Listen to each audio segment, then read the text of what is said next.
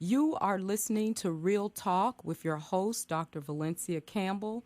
The Prince George's County Drug Policy Coalition is the sponsor for this program, and our coalition promotes policies and laws that embrace the public health nature of drug abuse and promotes a more humane approach to the chronic problem of drug abuse.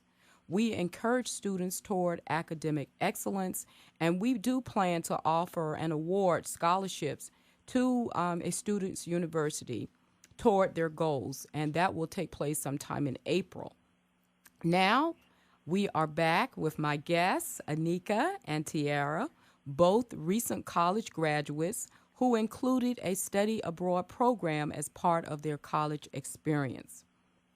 Now, Anika, tell us, once you arrived with your host family, tell us about the living arrangements. So I live with my host mom. Yeah. That's what her little granddaughter used to call her. And her son, I lived with her and her son, and two other American girls. And eventually those two girls left and three new girls came in. Tiara, what about you? How was your host family? They lived in a small house just outside of San Jose, the capital city of Costa Rica. I had my own room, and I had host brothers and sisters, but they were actually all in their 40s and 50s, so my host mom was more like my host grandma, so I would just call her abuela instead of, mama.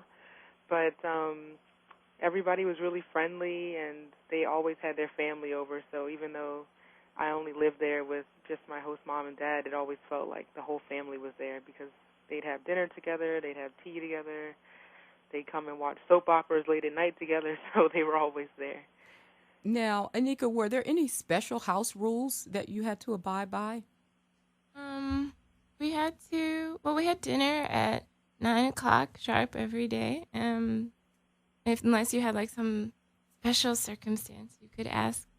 But and we were supposed to basically take care of our area and not eat the toilet paper. That's what my mom said because she didn't want us wasting all the toilet paper. So, Tiara, did you have any specific rules?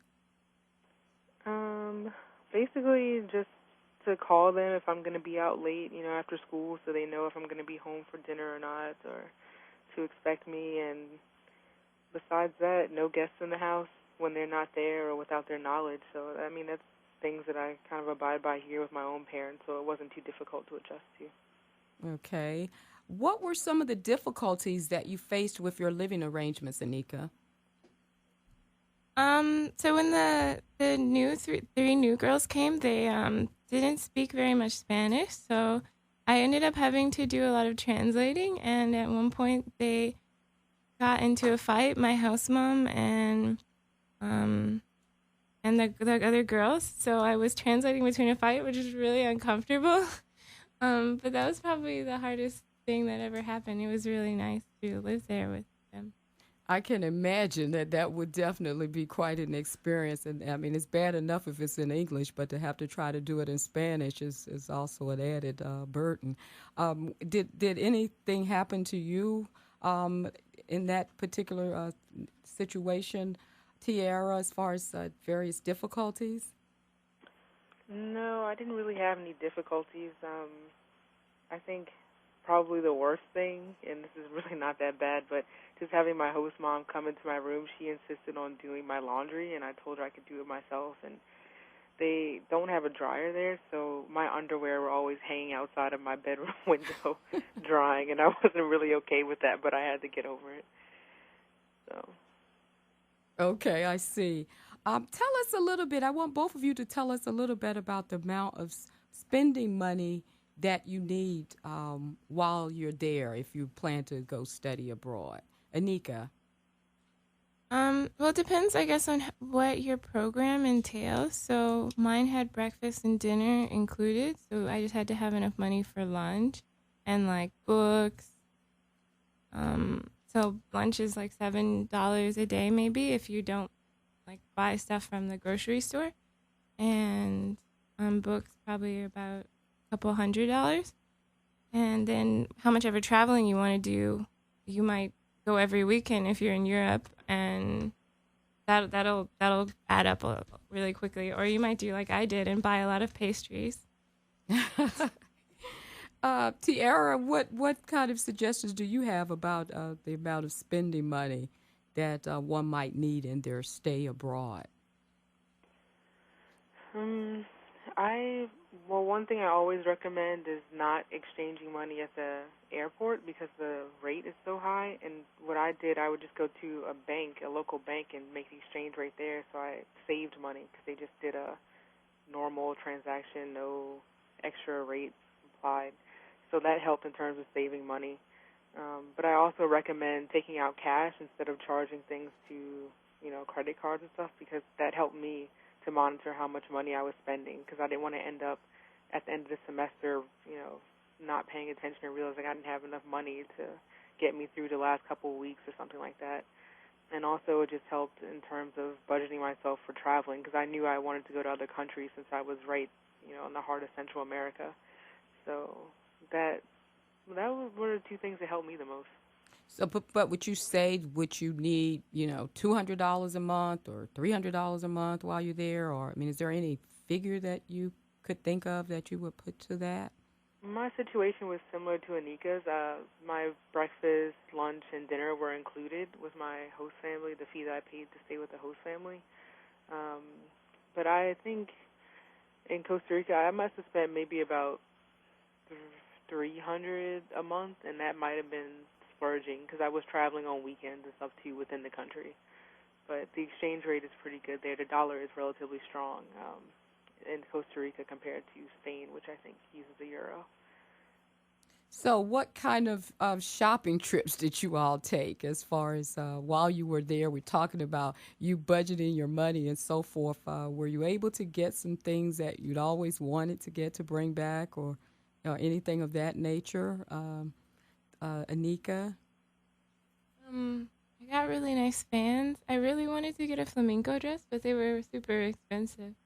So I kind of just got little things. I got a lot of little things that made me really happy, that kind of remind me of the goodness of Spain. Okay, Tiara, did you find anything in particular that you just had to have and bring back? No, I'm more about traveling, so I just had to travel. I spent all my money on bus tickets and plane tickets between Nicaragua and Costa Rica and Guatemala, so that was really where the majority of my extra funds went to. And besides that, I did bring back gifts for my family, such as coffee and a special kind of sauce that they use in a lot of the cooking there in Costa Rica, but I didn't bring back a whole lot. I had my memories and my pictures and good friends that I'll have for the rest of my life. So that was enough. That's great. Now, we're going to talk a little bit now about the university that you attended. What was the university like, and which classes did you like the most? Tiara? I took a class called Cinema of Latin America, and that was my favorite one because I'm really interested in film, and I had a really great professor, very energetic, Carlos Naranjo. Never forget him. But that class really just opened my eyes to cinema outside of Hollywood and what life is really like, and not just Costa Rica, but various countries in Latin America. And my university, the National University of Costa Rica, it's not a large school, but the population of students, they're all international.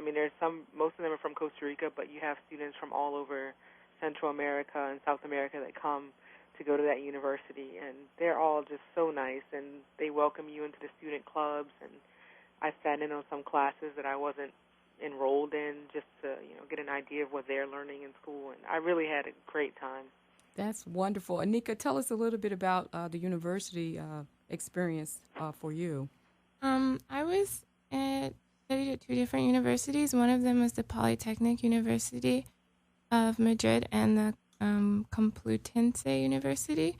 And in Complutense, I studied, I took Spanish classes and Hispanic American story, and the Hispanic American, I can't remember right now, but I took plays, Hispanic American theater. And my favorite class was the introduction to toxicology, because I got to learn about everything in the world that can kill you. And it was kind of crazy, because the laws in America are really different than the laws in Europe. So sometimes our teacher would point out that in Europe, asbestos is banned in pretty much everything. You can't have anything that's made with asbestos anymore. But in the U.S., there's tons of products. It's just not going to be in your buildings. And in that university, we also had something called the Tree Day, and you get to celebrate trees. And I got to climb out of a window down to the ground, which was really fun. So were your classes in English or something else? They were in Spanish. Tiara, what about you? Were your classes in English or something else? No, all my classes were in Spanish. Yours were all in Spanish, too. Mm-hmm. Okay, just briefly tell me what other places you were able to visit while you were there. Anika, could you share a couple of places? And then, Tiara, you can think of a couple of places you want to share with our listening audience. So I got to travel throughout Spain, which was really cool. I went to Toledo, I went to Barcelona, I went to Cordoba, which has the most famous mosque in Spain, and I went to Morocco, I went to Portugal, and I went to Scotland and got to see what my name, the Campbell tartan, which is like my name, so it was pretty cool. Oh, sounds fantastic. What about you, Tiara? I talked a lot about Costa Rica, so I wanted to mention Israel. When I was there, I was mainly in Tel Aviv, but I also went to Jerusalem, and I got to go to the Wailing Wall, and as well to see the Dome of the Rock. I couldn't go inside, but I did see it. And also I went to the West Bank, so I went to Bethlehem and visited the church where Jesus was born, or where the church is built there. And as well, I spent one night in the West Bank and got to just see what life is like living in a refugee camp there. So it was a really eye-opening experience. That is fantastic. That is absolutely wonderful. You've been listening to Real Talk with your host, Dr. Valencia Campbell. I want to thank my guests today, Anika and Tiara, for sharing their extraordinary insights. Much success to both of you. Thanks for tuning in. See you next Saturday on Real Talk. You've been listening to Real Talk with your host, Dr. Valencia Campbell. For more information about Real Talk, contact Dr. Valencia Campbell at 301-341-2247 or reach them online at valenciacampbell2003 at yahoo.com.